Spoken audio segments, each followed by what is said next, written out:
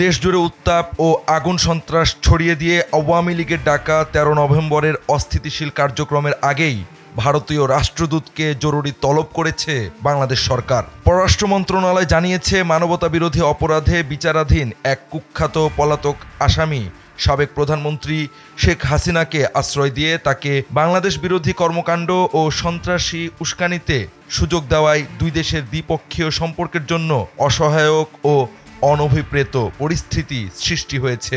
এমত অবস্থায় ভারতকে স্পষ্ট বার্তা দেওয়া হয়েছে, বাংলাদেশের বিরুদ্ধে বিদ্বেষ ছড়ানো এমন কর্মকাণ্ড এবং শেখ হাসিনার গণমাধ্যমে প্রবেশাধিকার বা সাক্ষাৎকার দেওয়ার সুযোগ বন্ধ করতে হবে।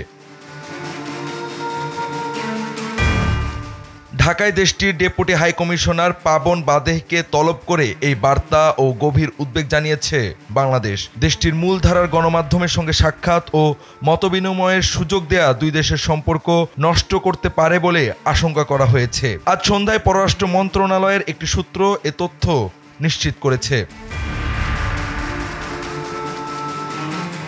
ওই সূত্র একটি সংবাদ মাধ্যমকে জানায়, পররাষ্ট্র মন্ত্রণালয় থেকে বলা হয়েছে, মানবতা বিরোধী অপরাধের দায়ে বিচারাধীন এক কুখ্যাত পলাতক আসামিকে আশ্রয় এবং তাকে বাংলাদেশ বিরোধী বিদ্বেষ ছড়ানো ও দেশে সন্ত্রাসী কর্মকাণ্ডে উস্কানি দেওয়ার মতো বক্তব্য প্রচারের সুযোগ করে দেয়া দুই দেশের গঠনমূলক দ্বিপক্ষীয় সম্পর্কের জন্য অসহায়ক ও অনভিপ্রেত।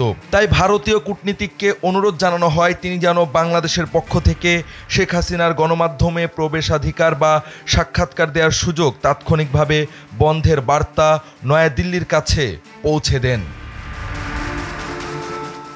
জাওয়াদ আহমদ, সময়ের আলো।